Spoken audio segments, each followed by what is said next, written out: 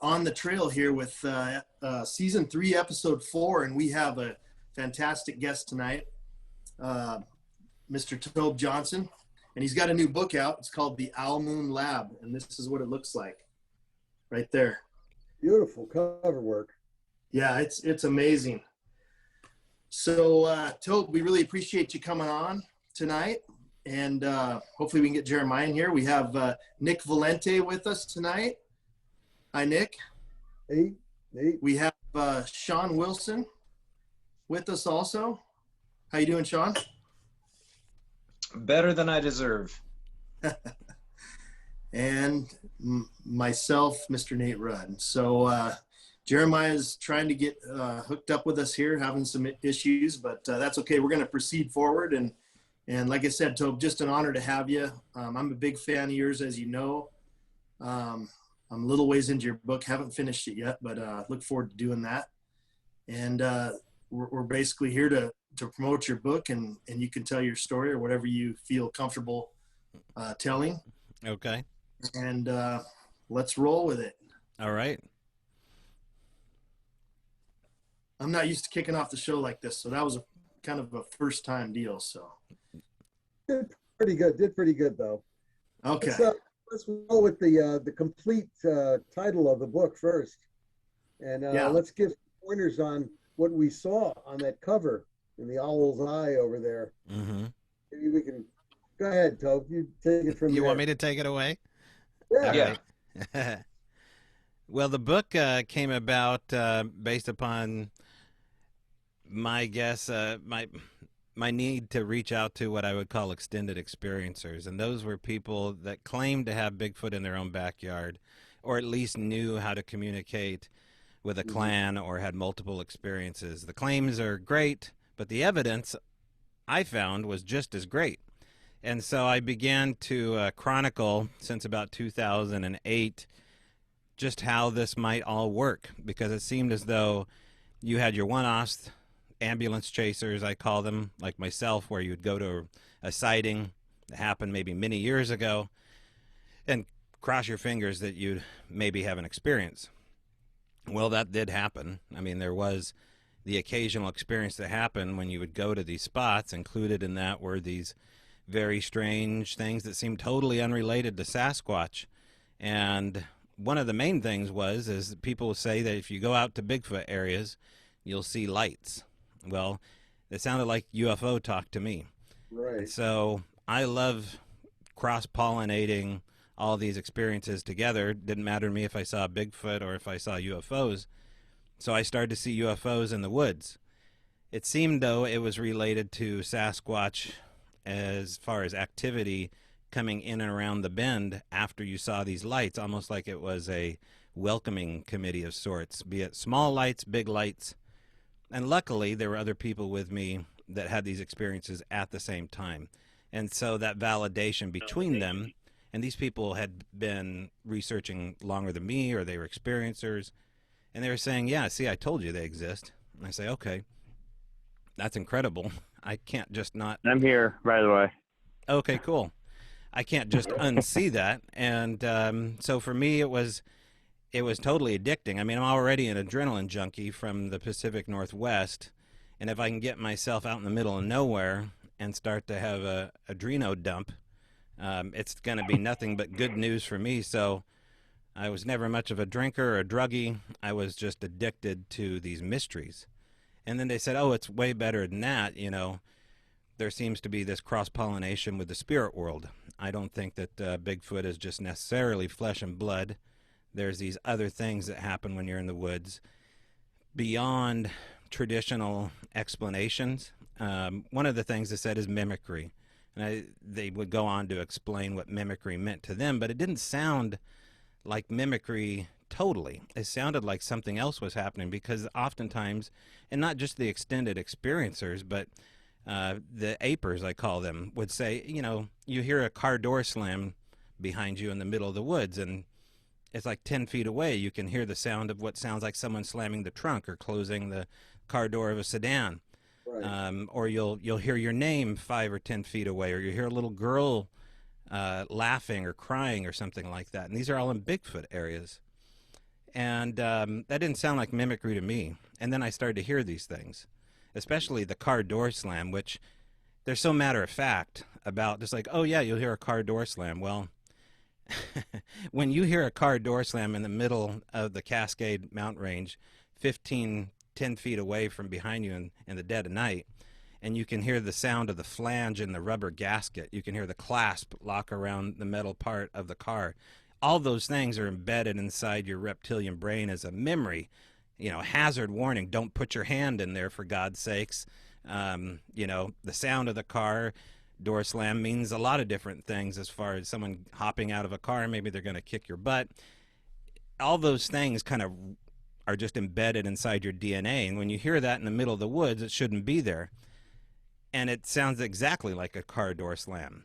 So, you're saying that there were no roads around there, so therefore there should be no cars. Well, and the proximity of it too, Nick, having it, being 10 feet behind you in the dense brush, to have something that close, it almost seemed like a game. And so that's the way I kind of took it. Like, okay, this is spirit game. Because what else is a poltergeist? What else do we hear from people that say, oh, I have this clan of juvenile Sasquatch and they play tricks on me all the time. The Native Americans are saying they're playing tricks. The thing is that, go ahead. The location, though, how about what you said, Northwest Pacific, Northern California, are we talking about? Oh, so we're talking mainly, most of my squatching days was up in the Cascade Range between the Three Sisters Wilderness and the Willamette National Forest. So up between Oregon and Eastern Oregon, the mountain ranges there. Yeah. All right. And so it sounded a lot like what the Native Americans were telling me, that these are spirit beings of some kind, no less real than the grizzly bear, no less real than, the beaver. We're putting these things on the totem, but they're not totally us. They're a different kind of tribe. And they take it incredibly serious out here to the degree where you can't even talk about it if it's the wrong time of year. You have to wait another season to even say the word Chichi-Chippy, which is the Kalapuya word for Sasquatch. I didn't know that.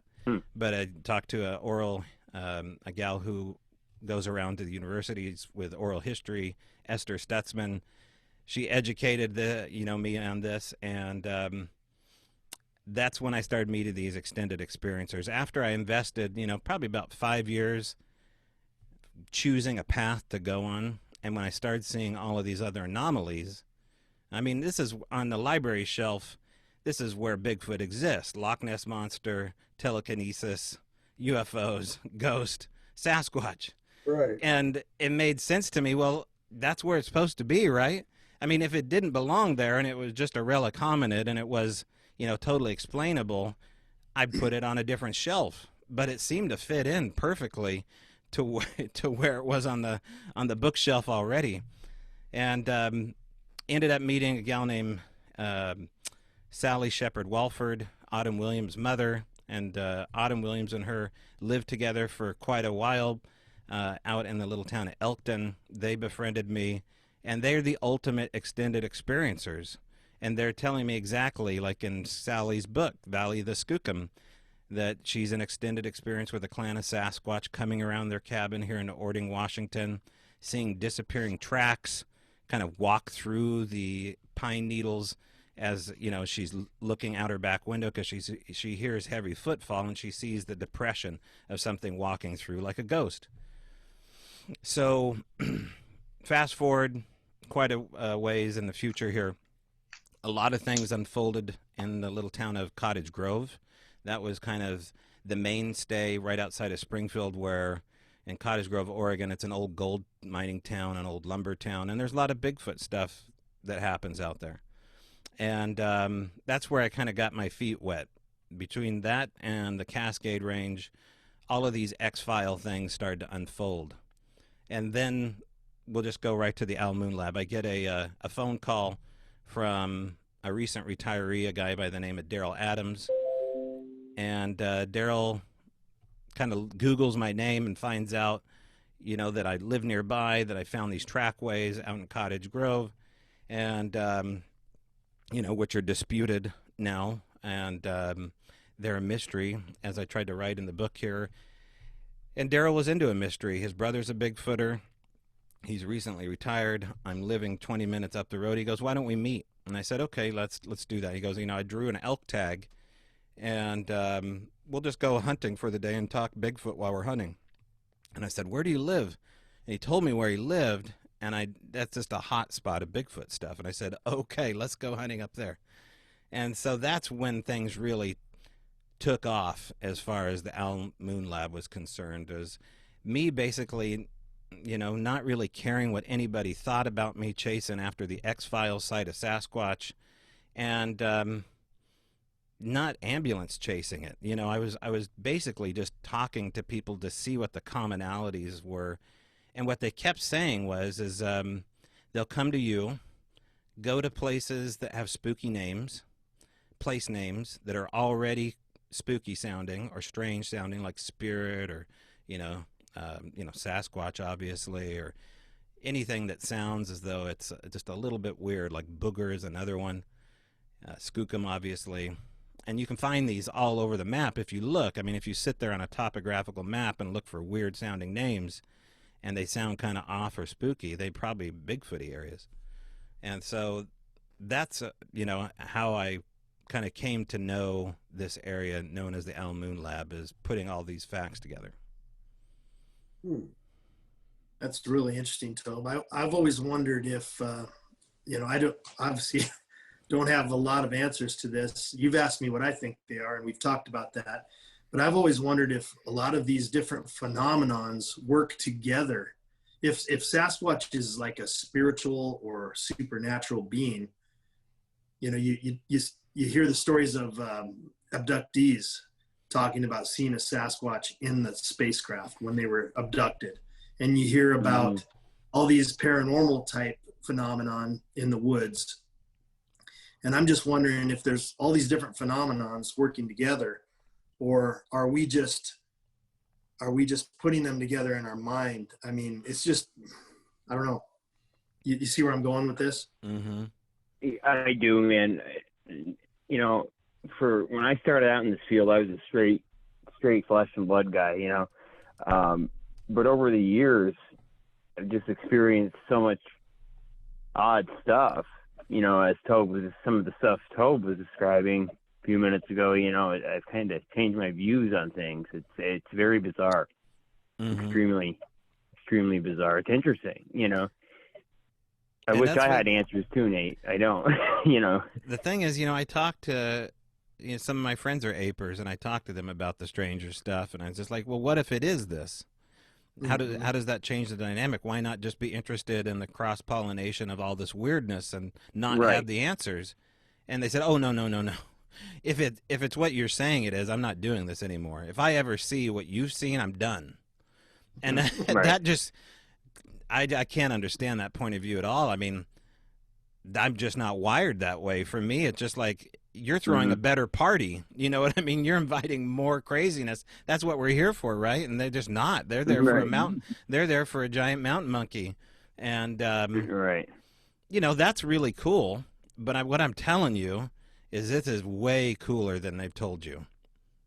Absolutely. This is so much cooler than what most of the people have been saying. Although privately, you put a little nip in their hand, get them around the fire for a couple hours, loosen them up, a little liquid lubrication, and the show starts happening. You hear the real story. So that's how my podcast got started was, we had a couple beers up in the woods at a pizza restaurant, put up a Bigfoot model, and started interviewing guests in front of a crowd.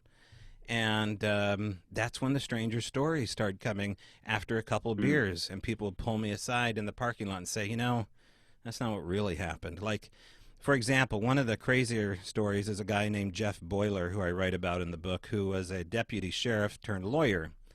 And you can see his episode on Paranormal Witness. It's called Watched in the Woods. I believe it's season 1. And he tells a story of being chased out of the woods by a Sasquatch. But before that, he had seen it on the top of a bluff.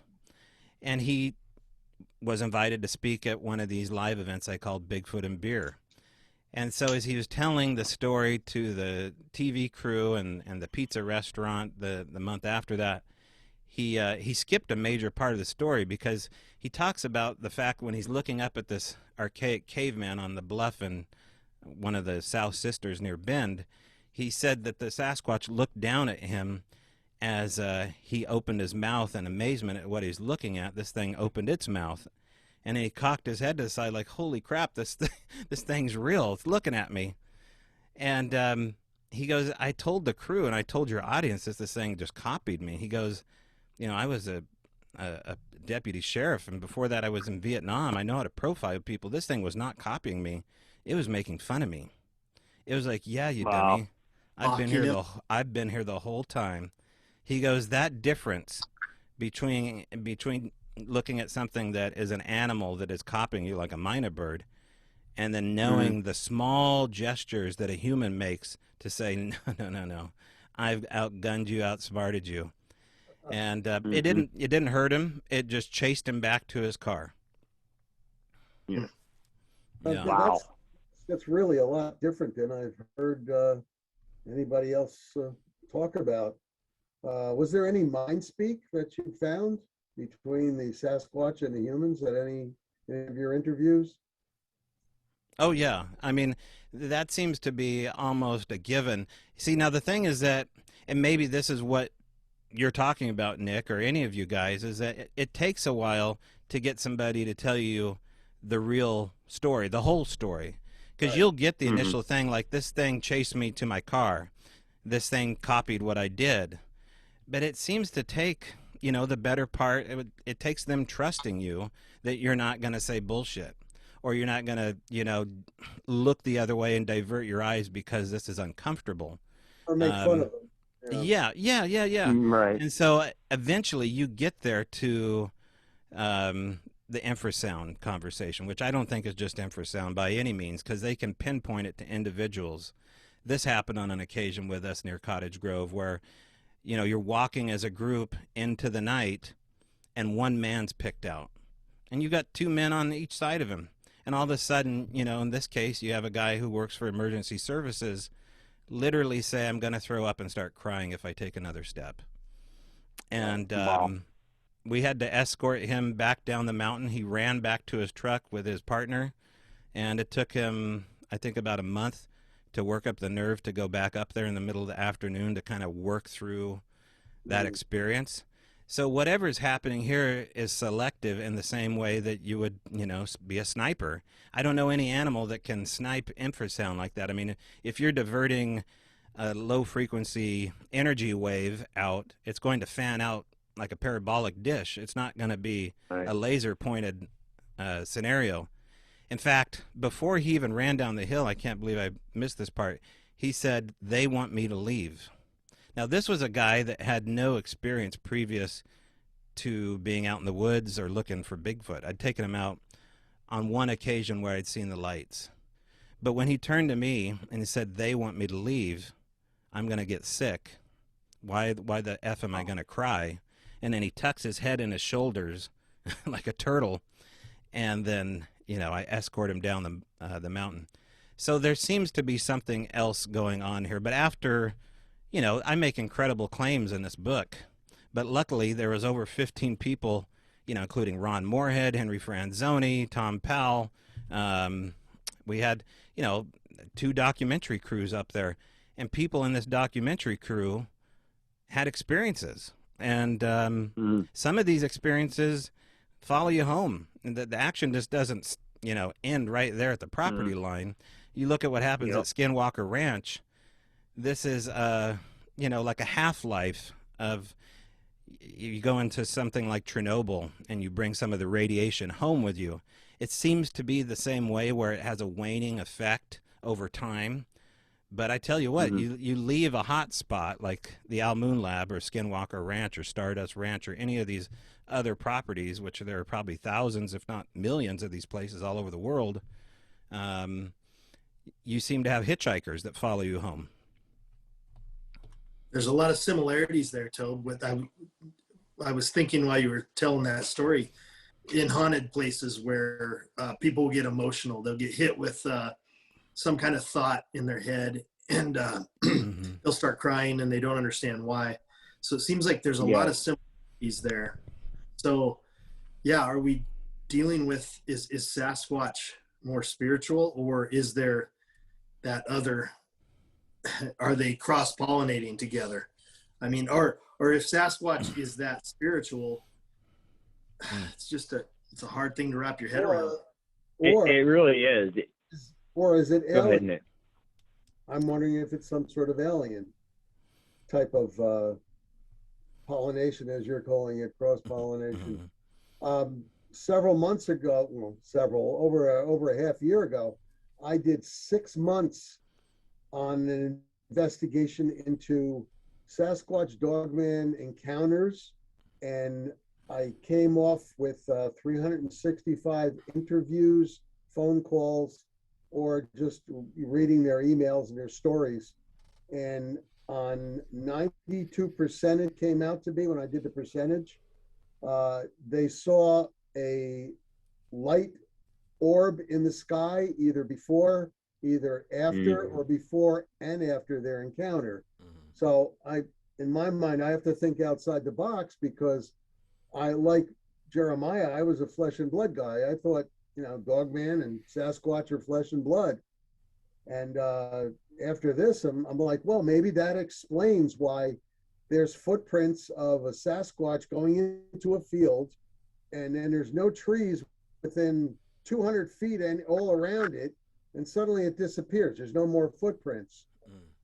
Well, I'm trying to explain that, and I can't.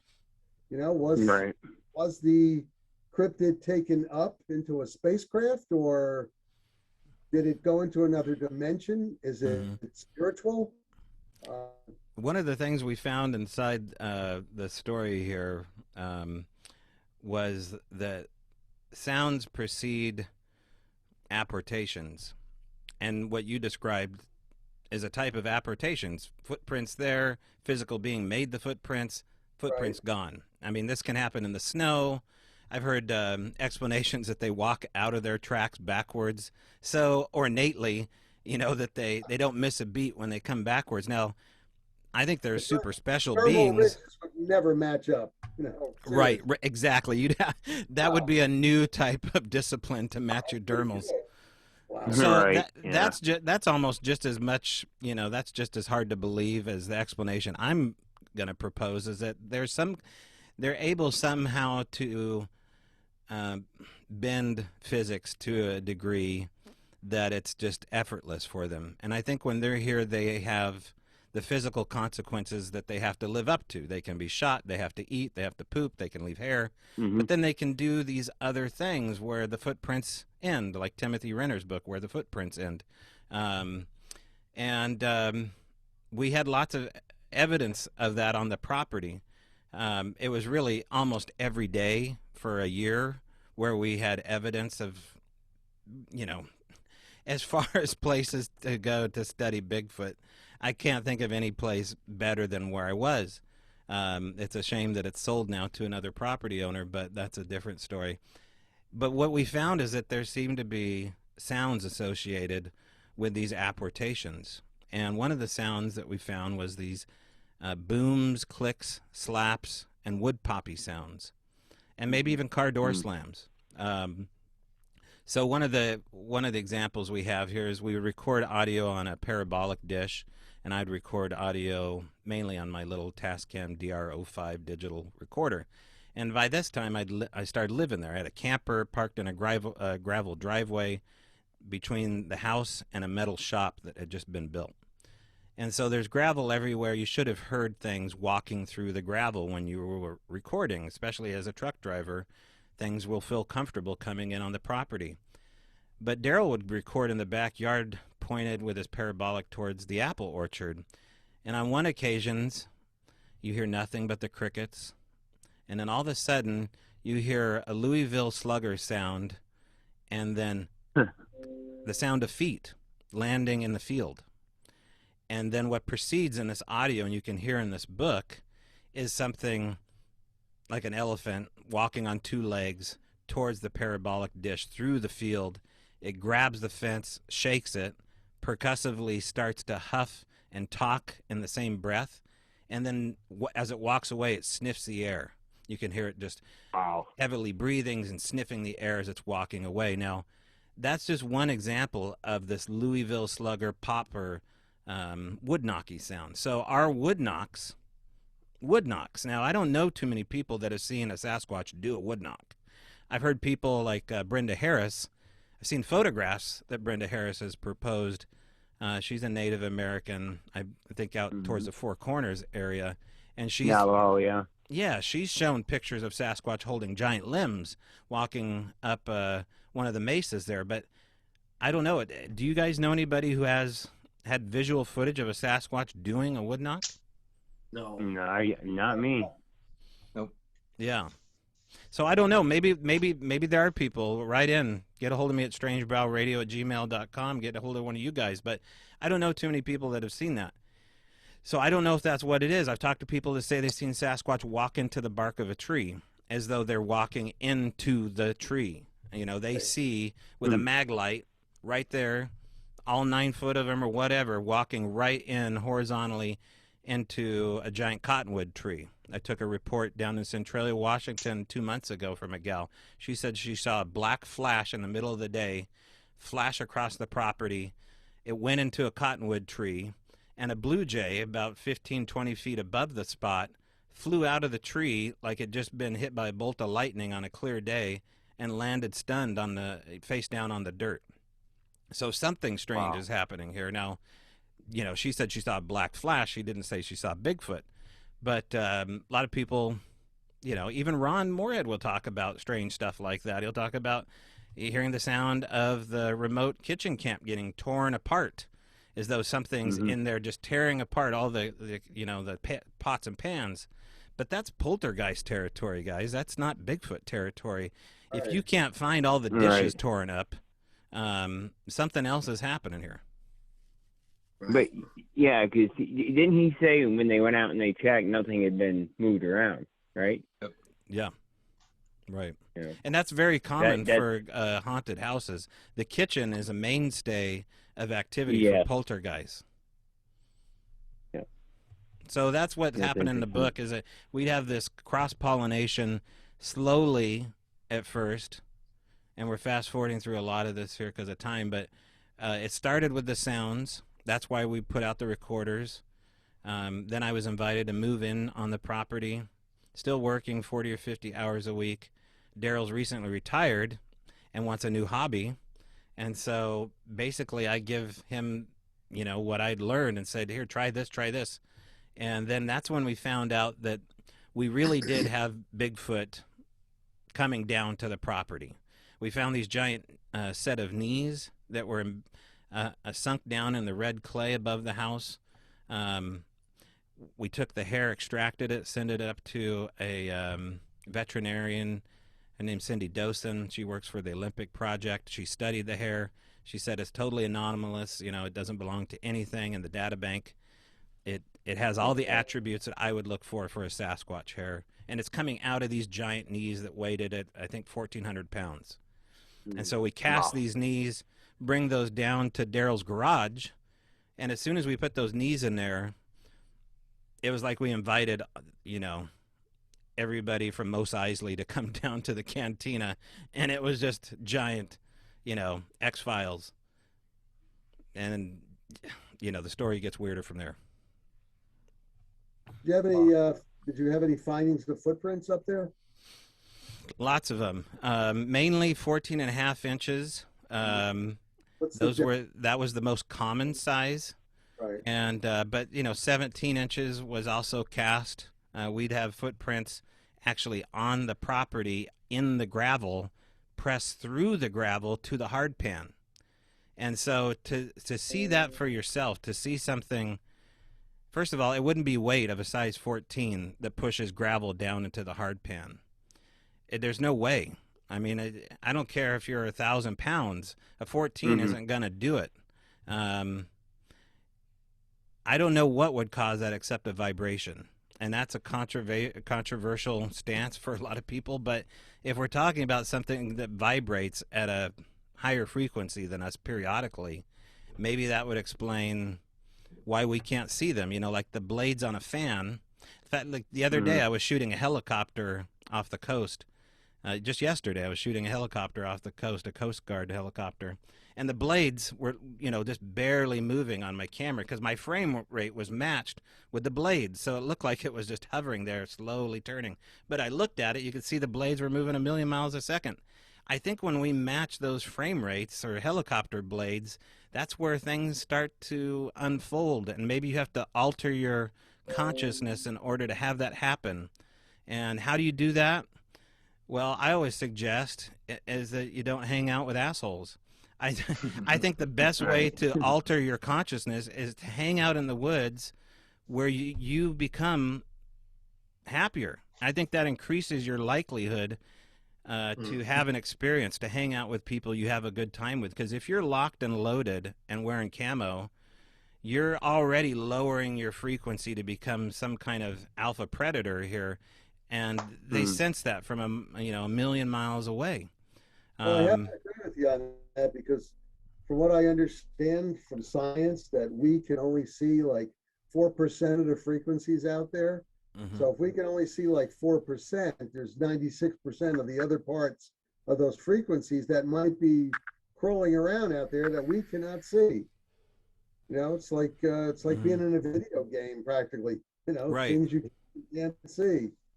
I'd have to agree with you on that. And a lot of people that say they see beings, they talk about shadow beings, or they see spirits on the periphery. Well, there's something to that, because your rods and codes are totally different from the corner of your eye to where your sclera is to where your pupils are. You're seeing at a different, wavelength, for lack of a better understanding, is that something else is happening over here that's not happening here. Light is bending it a different way. Maybe that would explain cloaking. That was also seen at the property, not by me, but by the property owner and my son, where they described seeing what looked like a mirage of shoulders and a cone-shaped head standing in the blackberry bushes. The property owner would actually end up seeing a Sasquatch. He said, it didn't look like what I expected one to look like. I said, well, what did you see, man? He goes, well, I was driving down Shoestring Road, coming down to my house, and I looked up the power lines, which is also key to Bigfoot activity, or the power lines. And he said, I saw what looked like Manute Bull, this lanky thing, kind of short, nubby hair, but really tall and skinny. And I pulled over to the side of the road to get my camera, and this thing pixelated and jumped inside the bushes. So that's the photo he has, is this weird kind of pixelation distortion of something near the blackberry bushes. But, mainly in that area, they talk about a Sasquatch with blue eyes, which I'd never heard of before. That was new for me. They say, it kind of looked like a giant spider, crawling like Scooby-Doo does in the cartoons, and you just see these giant blue glowing eyes, not from a flashlight, self-illuminating like a glow stick. And we heard that on 2 occasions from the property owners between the farmhouse to the right and left. So that was confirming that other people were seeing it. Yeah, I was always a believer in, you got to, in order to get the eye shine, you got to shine a light in their eye. So I found out that wasn't true. Yeah. Yeah. We had talked about that so many times, and there's just too many credible witnesses that have seen the self-illuminating eyes. So I'm absolutely.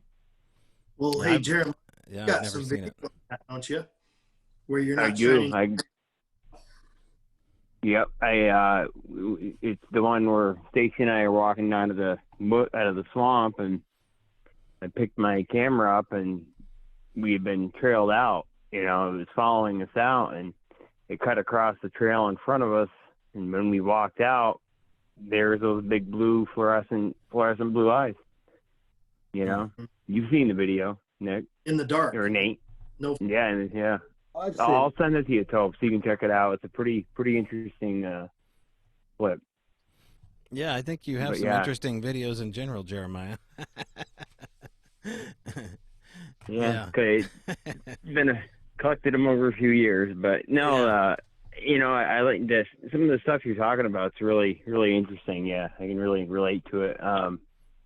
But like Nick was saying, you know, I was a flesh and blood guy for years, and you know, at this point, as a researcher, I'm not afraid to say I don't know. I don't know what the hell all these things are, you know.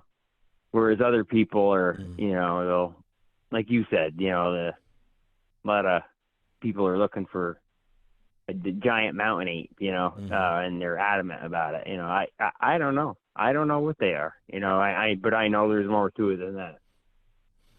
Well, you know, Autumn Williams put it best. She goes, "They're Bigfoot," and I said, "Okay, I guess that's what they are. They're freaking Bigfoot, and they do things that Bigfoot does, and it seems to be a little bit of everything.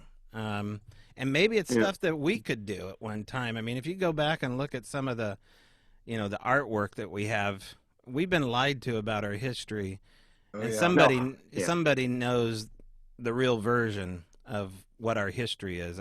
I think these might be things that we could have done at one point, and we've either been poisoned mentally or physically. And, you know, for us, I think it's a matter of trying to figure out what our real history is. But, you know, they're Sasquatch. They do Sasquatch stuff. I think that's a big part of the reason they're covering all this up, Tobe. We've talked about that. Right. Yeah. You know, Scott Carpenter has a really good he's got a good theory about this. He believes that they're Nephilim and people, and certain Sasquatch are they have more abilities than other Sasquatch, you know, depending on how much human DNA they possess or how much angelic DNA they possess. And I can go with that. I mean, I'm on board with that. That would make sense anyway. I think it's us as people. Some people have more abilities than others. Well, yeah, a lot of them look different too. I mean, and we still have. What am I trying to say here? Losing my train of thought. It's been a long week. Been a long 2 years. What are you talking about? That too. Well, and that would explain all the Neanderthal blood. There's, you know, there's people that have Neanderthal DNA still today. So these things could be, you know, I mean, they're part human. The DNA comes back as part human, and then what? So I'm with Scott Carpenter on the on the Nephilim thing, because I am a Christian. I do believe the Bible, and the Book of Enoch is very, very, very interesting, and it kind of ties this stuff together, and that's what it works for me. That's what I believe. But let's get into. I would be wrong. I could be completely wrong. I would love to get into that territory regarding the Days of Noah and the Book of Enoch, because with the wave of disclosure that's happening from the things in space, what about the wave of disclosure as far as what they're talking about in the days of Noah? I mean, if you look through the Old Testament, it says, towards the end times, you will start to see these things again. So I think it's really interesting, given where we are right now, you know, geospatially in this liminal period of the Great Reset. And now we have this wave of disclosure during this pandemic. And the things that are going on in the Bigfoot world that I've heard of could be very similar. I mean, let's just wait and see what happens in 2022. But I think that the wave of disclosure happening in the cryptid world could be just as great for what's happening with what's going on with UFOs or UAPs. Also in this book, related to UFOs, we did see a lot of UFOs. Those were things that we didn't see as regularly as the footprints or the gifting. We had animal mutilations. We had giant greasy handprints. All these things, you know, we were able to salvage and cast or dust and take the impressions off of. But the UFO stuff, before this wave of disclosure was really well known, Daryl saw and filmed a cylinder. It looked like a propane tank gliding over his house in the middle of the afternoon. And just slow, matter-of-factly on a single trajectory, no wings, no sound, just floating right past his deck. And that matches perfectly with these Tic Tac UFOs. So, you know, for all these things to start adding up, I would be surprised if it all just kind of went away. I don't think we can ever go back. I mean, they're begging us right now to take the red pill and acknowledge that, you know, there's this matrix available if we choose to go there. Right. And I think that 2022 is going to be super weird. I don't even know if we recognize aspects of what we knew in 2021. Look at where we are now. So if they came out and said, you know, Sasquatch is real, here's something that you can look at and study, I wouldn't be a bit surprised. But maybe we should just call them aliens, because they seem to have a lot of attributes of what we would call alien. Maybe we're the aliens and they're the normal ones. Maybe. Yeah. I was also thinking along the line of maybe possibly interdimensional beings that can hop between the two dimensions, since they can disappear so easily. Right. Same thing with the dog man. I've had I want to say numerous, but way more than numerous interviews with people who have had encounters, and the dog man would be there, and then an area that just disappeared. Mm-hmm. It should have come out the other end, but he didn't, and that was the end of that. So it's the same thing with Sasquatch. Investigated a lot of reports and spoke to people personally, and he just blended right in with the wall. The one gentleman told me, and another report right through a barbed wire fence, leaving no hair or anything. So it's possible. I gotta keep my mind open to all of it. There's Hey, something. Tobe, can I ask you go ahead. something about the gifting? What kind of gifting were you experiencing?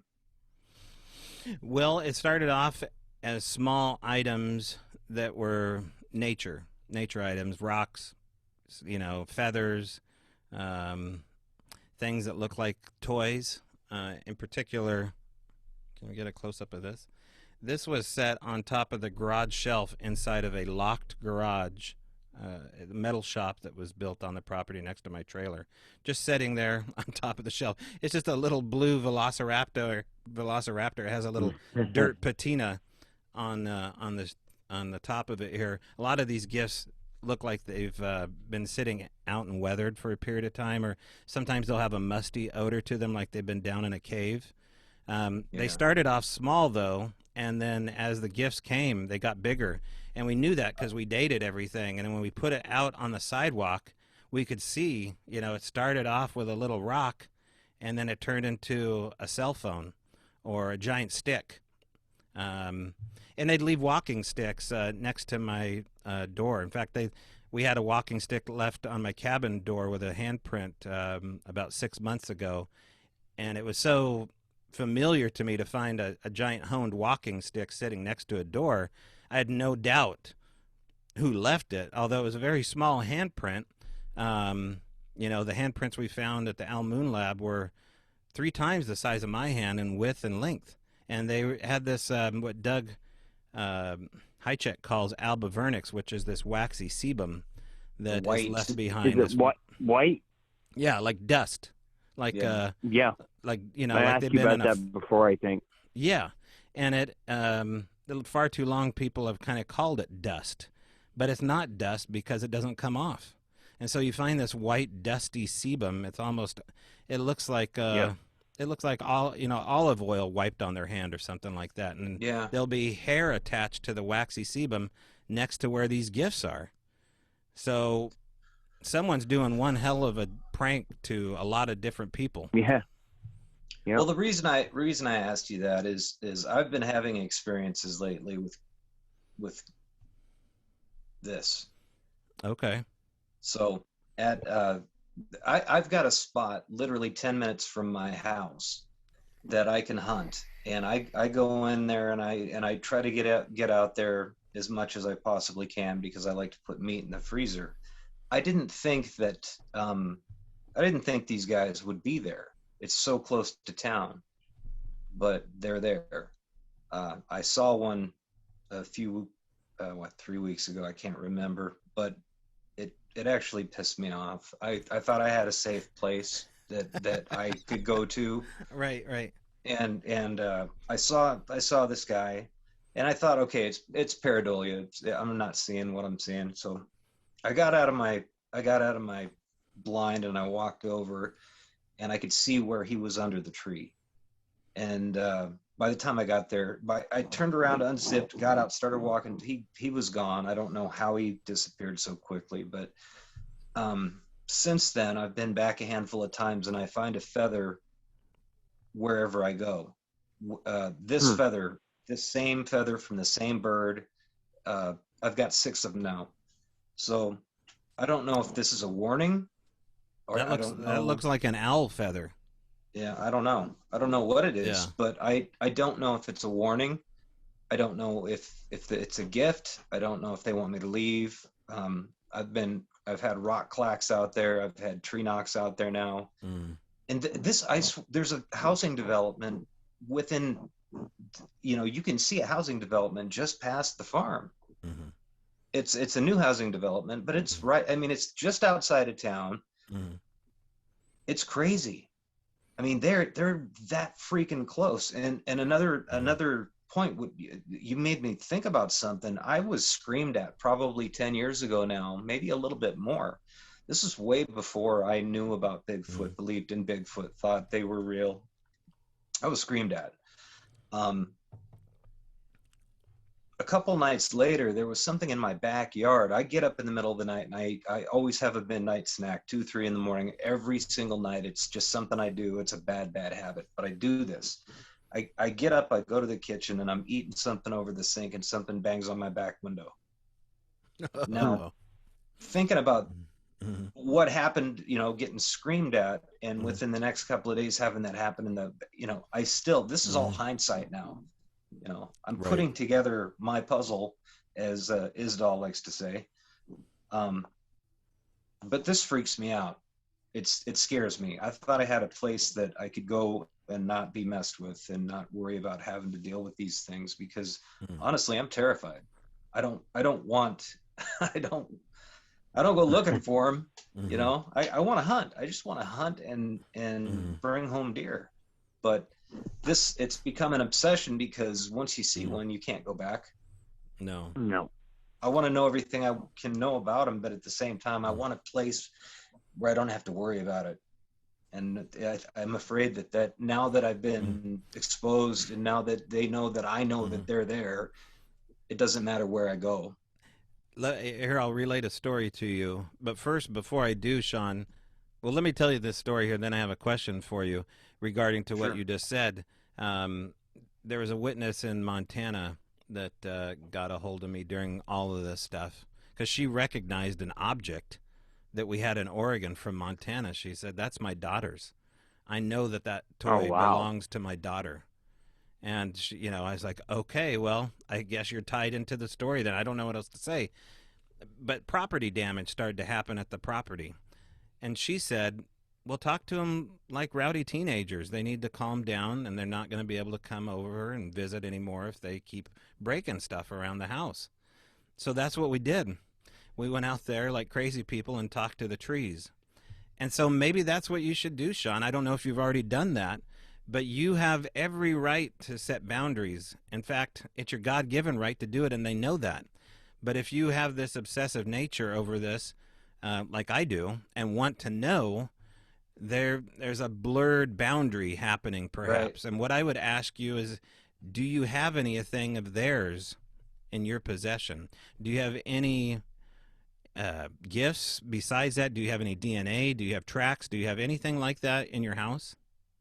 No, I never cast any tracks. I just took pictures. I've got a bunch of pictures of different tree structures and tracks and things like that, but I've never taken anything or taken anything apart. Do you have any audio of them? No. Nothing like that. Because there seems to be a link between... I did get some video footage of a UFO over the same property.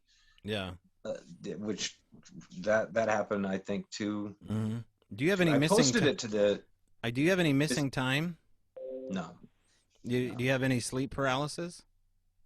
No, thank God. Nothing like that. Okay. Mm-mm. Do you see him in your dreams at all? Do you have any dreams of weird conversations? Yeah. Well, no, yeah, I've had dreams where I'm being chased by them, but Okay. Yeah. that was early on. I've kind of overcome the fear part. Now I'm just kind of, well, I'm scared when I'm by myself and I'm down in the original area where the first encounter happened, and Right. in fact, they left me an asterisk on a little bridge that I had built to get over this washout. And it's I think I sent it to you, Nathan. I sent you a picture of that thing because you had talked about the asterisks before. And I got tree knocks two weekends in a row, and whoops. So they're down there. They know when I'm there, and it's like they're letting me know. They know, I know, and I don't know if I'm safe down there or not. I don't know if they're telling. I don't know if the asterisk is a warning, stay out of here, or what. I don't know what to think of any of it. But like we said, maybe I'll go down there and just say, hey, listen, I don't want to mess with you. Just let me do my thing, and I won't, mess with you. Don't mess with me, and I don't know. See what happens, because I don't. You know what I do when I go in the woods and I'm hunting. I always, and I've done this for a couple of years. I'll out loud verbally, like Tobe said a few minutes ago, talking to the trees. I'll say, I know I'm carrying a weapon. The weapon isn't for you. You know that. I'm here to harvest a deer. I have no qualms with you. I will come in, harvest my deer, and leave. And I've done that for a couple of years. I mean, that may sound ridiculous to some people, but that's what I do. It doesn't sound ridiculous to me, and I'll do anything at this point. And this is like a little therapy session for me right now. Thanks for listening, guys. I appreciate it. Oh, I got a question for you. The gifts that you received, was it just one way or was it both ways? Were you leaving something? Oh. Yeah. So we would reciprocate and end up feeding them. And things got really interesting when Daryl started feeding them after the property sold, because he couldn't access, the sweet spot, we called it, his home. So he'd go up behind the home, on the BLM land. We would leave them things besides food. We'd leave them, pretties, we'd call them, like other nature objects. We would start to have this conversation, for lack of a better word, between us and them with these 4 sticks. It was 4 like cherry twig sticks. They were about 6 inches long. And there was this sweet spot near the shop I talked about earlier, and right there on the gravel driveway against the wall of the shop, where the front door in my trailer wasn't too far. And these glyphs would start to, turn into almost runic alphabet. I think we chronicled over 20 different letters that they would put together, and we would leave gifts inside these twigs. One day I'd actually see how tricky things were. I was trying to rule out whether or not I was getting hoaxed, because anyone can hoax you. But it's very difficult to hoax somebody at all hours of the day with audio equipment and periodic FLIR running for almost a year. And I thought, well, eventually I'll catch him. But I never did. One time I took a silly putty egg just from, the dollar store. I bought a little red chicken egg with silly putty in it. And I scooped away the gravel. And then I buried that egg in there and took a photograph. And that's what I always suggest. When you leave something, take several photos from every angle, because whatever's happening here happens on the minute level when they start seeing how much you're paying attention. Because this is all about trust, right? They're trying to see how interested you are in the behavior and this grooming process, for lack of a better word, between you and them. I don't know who's grooming who, but you're definitely getting outsmarted all the time. So I came back a couple days later, and I looked at my photograph on the phone, and I could see that the gravel, minute chunks of rock, were unchanged from where the photograph was. So I assumed, obviously, nothing's found it. Nothing watched me bury the silly putty egg. I knew then no human was interested in what I did to play a trick on me. the incredible part of the story is that I went and unburied the egg, and there was a little silver bead pushed into the silly putty with a fingerprint. Huh. So something had moved. Now, this is the part where you have to just kind of like wing it here. Something had either moved chunks of gravel individually, grabbed the silly putty egg, punched it in there, closed the lid, and then put each little individual, or something happened that was way cooler. I don't know what to think of that. But then from that point, I could rule out hoaxing. I could definitely rule out hoaxing because I knew there was no cameras, first of all, watching me bury this egg. I didn't show Daryl where I'd done it. Certainly the farmer up the hill didn't see me do it. I wasn't posting on Facebook. So we were able to rule out that we were being hoaxed. And it just goes on and on from there. I mean, we have so many. We had like 1,400 hours worth of audio that we recorded, that we uncovered as much as we could. And we started to hear EVPs, which is, electronic voice phenomena. You can catch them on your recorder. We would hear these strange pop and click sounds all the time, almost like somebody walked up to the mic head and flicked the mic head with the fingernail bed. That's one of the big ones, folks, that no one really is investigating. If you want to find out if you have Sasquatch or the phenomena around you, listen for something that walks up to your microphone and flicks it with the sound of like a fingernail bed or just a little pop. Because I think that is some kind of initiation to see if you're paying attention. And it seemed to get weirder after we found those little sounds. They turned into bigger sounds and all these complex EVPs, which sounded like either Native Americans screaming in the garage next to my trailer, or what sounded like children. On one occasion, we heard something say, "I'm dead." That was recorded in the house where we found these little tiny 4-fingered handprints that were infused into the door with this white chalky substance. It looked like bent, gnarled rubber fingers. And then we get this EVP of a child saying, "I'm dead." Just the kitchen sink effect, right? So that's what happened there. I mentioned the cell phone that we were gifted. This is actually one of those Sidekick phones. This was this was left under the oar of my boat, which was on the property. Wow. The only weird part about it is that the day before I was saying I was having cell phone trouble.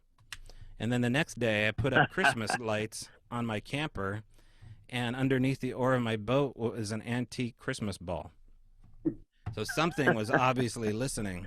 You better go up there and tell them you need a Apple 13. Well, here's what. Now we got to get Jeremiah a better network connection, and that's what they need to bring. Yeah. Jeremiah, tell him you need better Wi-Fi. So you see the Yeah, absolutely. No, getting to your point, Nick. One of the times Daryl's wife was a little bit of a skeptic. She's not a skeptic anymore, especially after this moment. She was just like, well, at least Daryl's busy. He's retired and he's got this new weird friend and he's got a hobby.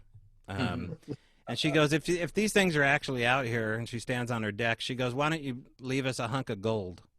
Ooh. And I said, Daryl, this is going to get really interesting. Or it's not. And the next, I think it was about 2 days later, we're standing on the deck, and I'd just gotten home from work, and they like to leave gifts on my pulled-out vinyl awning from my trailer, the sun awning. And it's probably about 7 feet up. Yeah. And as we're looking over there in the common corner where they'd left other things like carnelian stones, I see a gold glimmering object sitting on the vinyl awning. And I said, no way, look at that. There's something gold there. And so we did our ritual, which was either poke the awning or lower it slightly and film it. And rolling off the awning was a revolving Peter's rifle casing. So it was a bronze golden object. A sense of humor, I think, was deployed there towards Cindy's behalf from something that said, you didn't specify 14 karat, bitch. 20, that'd be better. Yeah. Fort Knox gold bars. Yeah, right.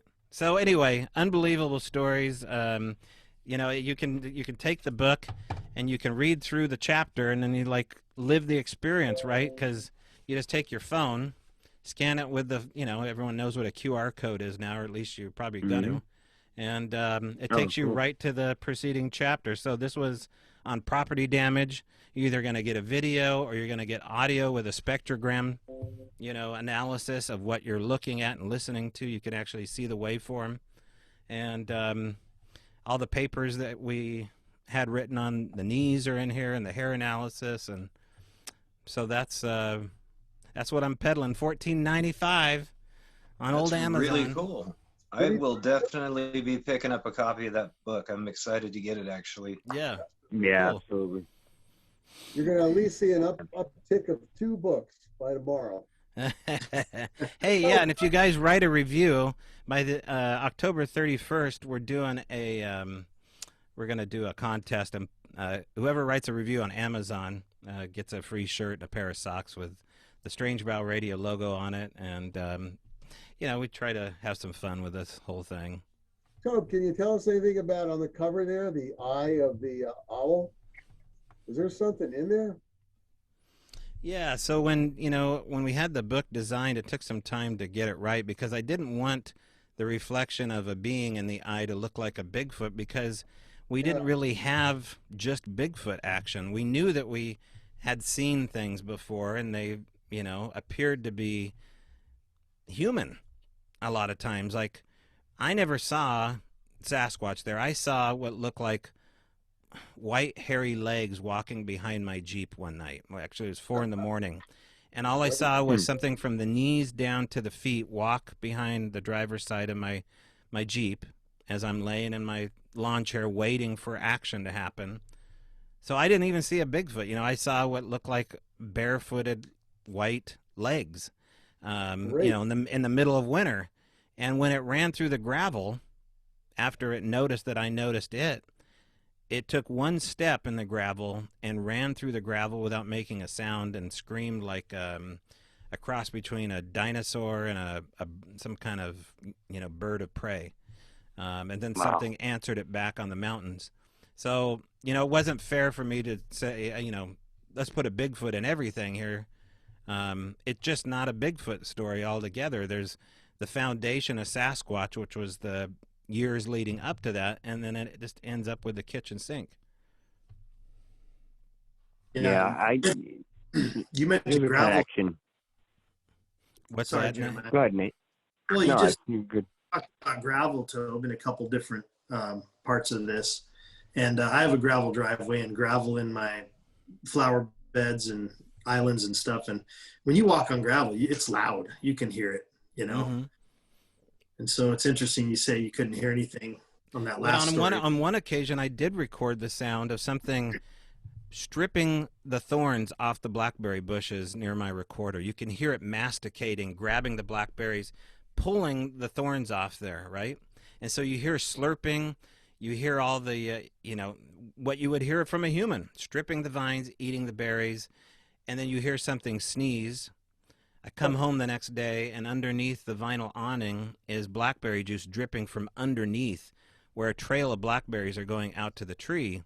So I go to the recorder, I find all this audio, right, of something sneezing, masticating, juice flying all over the trailer, and I hear the sound of something run away, and it sounds just like a human. It sounds like a guy, you know, not running that fast, kind of running towards the area where the blackberries were, I'm guessing, but it could have been any one of us. I don't know what lengths a hoaxer would go to do that whole scenario of sneezing, spitting blackberry juice, ripping the vines off while I'm at work. You know, I mean, what if I didn't even find the audio, right? I mean, it's why not do something more than that? But it did sound very human.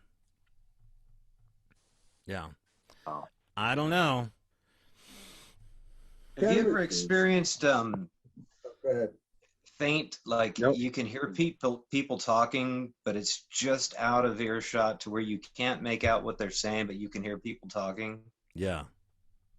I get that down in Douglas. right? Just on the edge of where you can't make out what they're saying, you can hear two men talking, and that freaks me out. Yeah, because I think our instinct is to get a better understanding of what they're saying. So, what do you have to do that? Well, you got to move closer.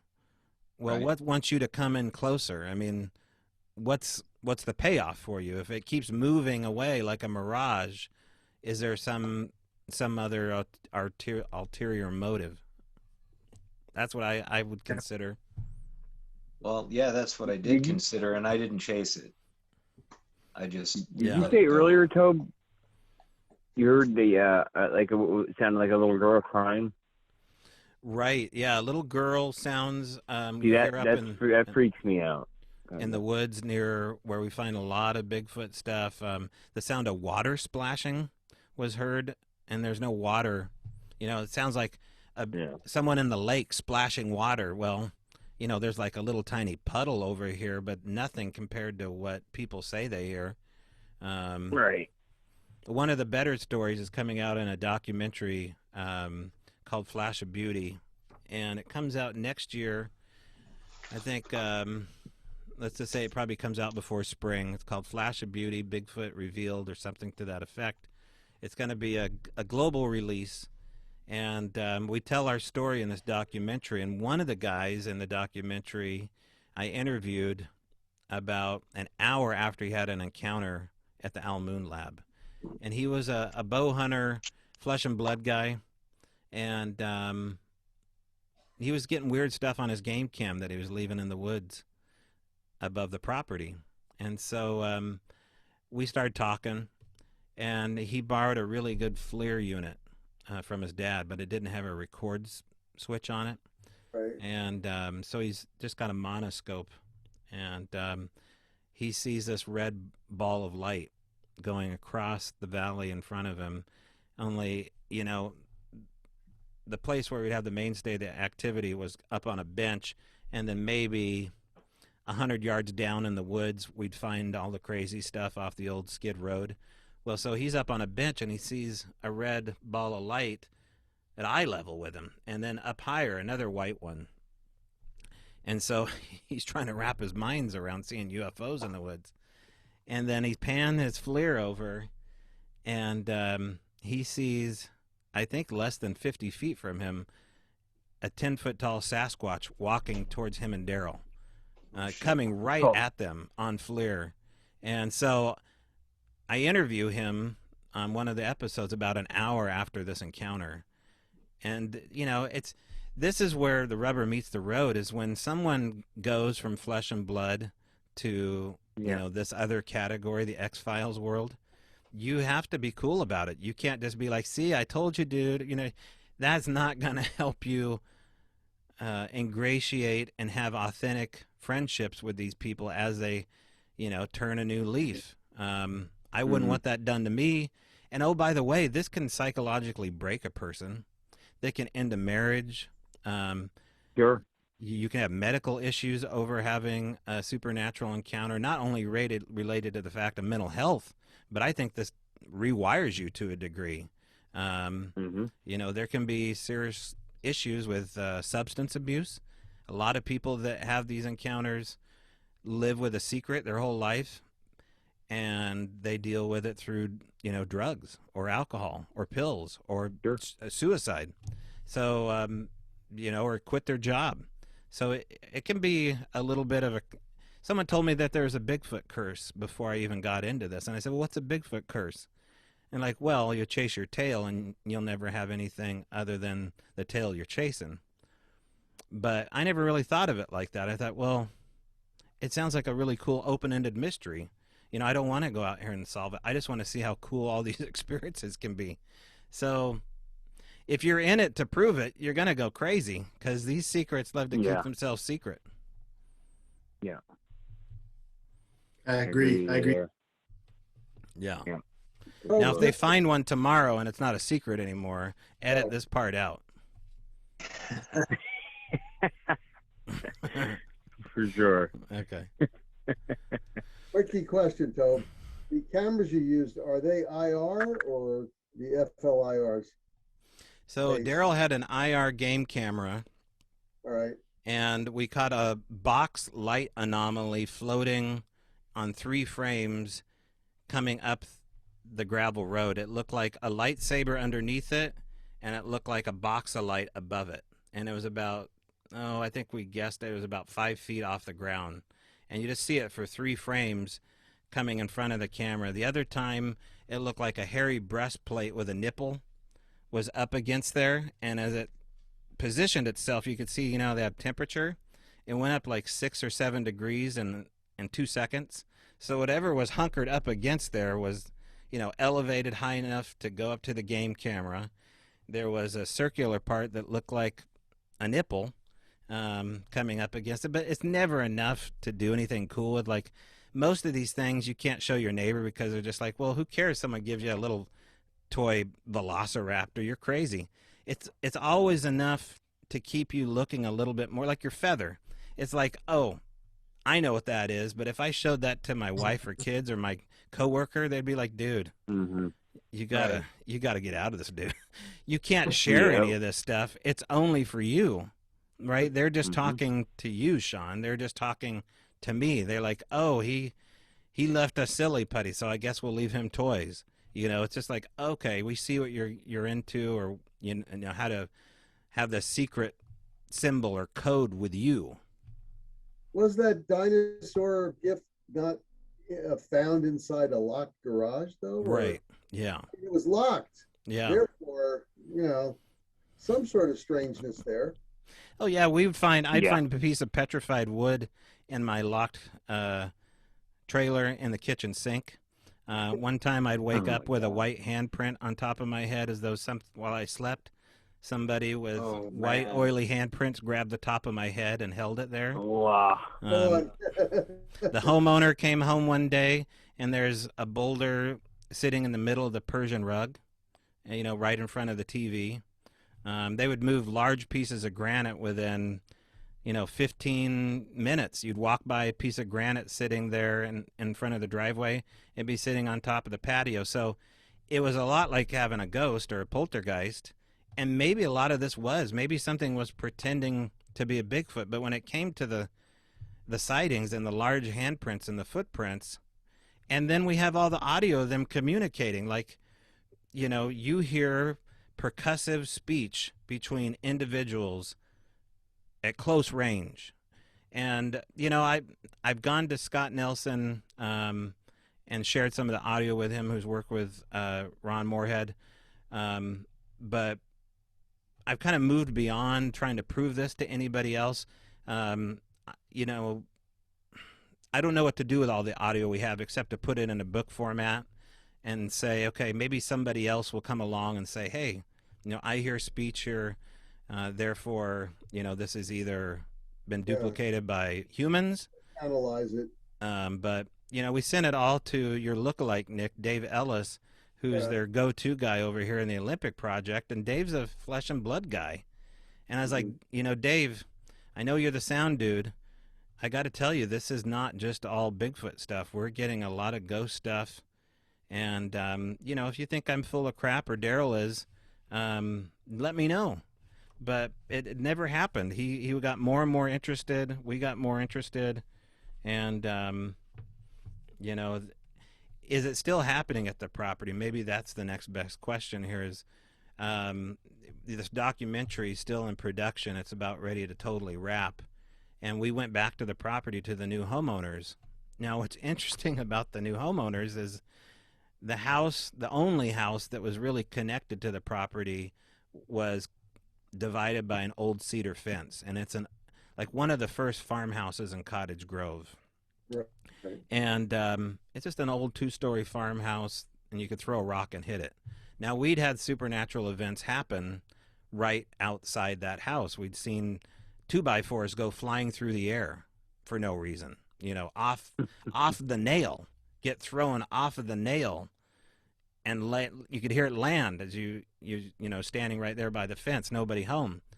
And so the people that live in that house claim that they're having activity. The only problem is that they've got a 14-year-old daughter, and they don't want to encourage, you know, the activity, so they're ignoring it. And I think that's keeping that phenomena at those homes at bay. Now, when you get to the other farmhouses here that said they saw blue-eyed spiders, or one of the guys said he saw an upright blue-eyed bear come walking at him, they're having all sorts of activity. And so that's kind of where maybe, part 2 of this documentary takes off, is the area around it. Well, just This stuff kind of don't wish or say out loud that you want a large boulder. And Shawn, don't tell him you want a Liberace wig, because you'll wake up one day and have the tip on your head. Yeah. Yeah, we can. All I want is to hunt. I just want to hunt and not be bothered. That's all. I'll be firm with them out there. Tell them, guys, I'm not out here for you. Oof. And, I mean, I don't usually tell people this because I don't think we have a demonic presence here. But some people invoke the name of Christ and they're not too happy with it. I mean, that's been something that doesn't, get a lot of play. I mean, we never did it. Daryl was a Christian. I certainly was baptized in a Protestant church. We would still get equal amounts of activity, whoever came in there. And but there's more than enough people that said, once I drew a perimeter, a spiritual perimeter that said, Christ has dominion over me. He has dominion over you. I separate myself from you. This is my sacred area. You must go. I think that, that's something that can be tried, should be tried, if you want an area that is devoid of these, I would call them forest spirits. I don't think aliens good enough, but there is too much evidence that they are spirit in nature mainly, energy mainly, and that they dwell in the trees, I think, mainly. And that's where this idea of the green man comes from. It goes back through the eons of time. Pan comes from. And so, we're trying. I might just give that a shot. I do pray when I'm walking into the woods every time. So there's something about the spoken word, though, too, that doesn't get enough airtime. And the spoken word has its own power of invoking meaning, and it becomes real. So I always suggest, when people say, "Oh yeah, I went out and talked to the woods," like, well, did you talk to the woods, or did you have a mental thought about us? And it's like, well, there's a big difference. It's taking command over an area verbally, and that resonance of your voice has its own power. And I don't think that they can just intervene in people's life haphazardly. I think there has to be somewhat of a permission slip for most of these things to happen. And they have full permission from me to kind of come and go whenever they want. I've never been scratched. I've never been pushed. I've been levitated. I write about that in the book, but that wasn't even something uncomfortable. It was like the reverse of two magnets pushing up against my back, and you could feel that slight elevation, kind of like air hockey. But to me, that feels like, that oddly felt natural to me. Like, eventually I think we're all going to feel that kind of sensation one way or another, either in this life or the next. And so I'm way crazier than most people. Like, I encourage the weirdness. That area, Tobe, Cottage Grove, kind of reminds me of Skinwalker Ranch, in that there's so much different activity, different phenomenon there, It's Right. kind of, it makes me think of Skinwalker Ranch and some of the stuff that's happened. Well, and also, the area is a parabolic dish. It's a U-shaped. And they talked about that towards the last season of Skinwalker Ranch. The astrophysicist on hand was talking about how the valley, the Umatilla Basin, is a U-shaped bowl.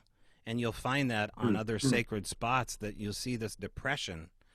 So why is that? And then Cottage Grove was no different. The lake was right there. It wasn't always a lake.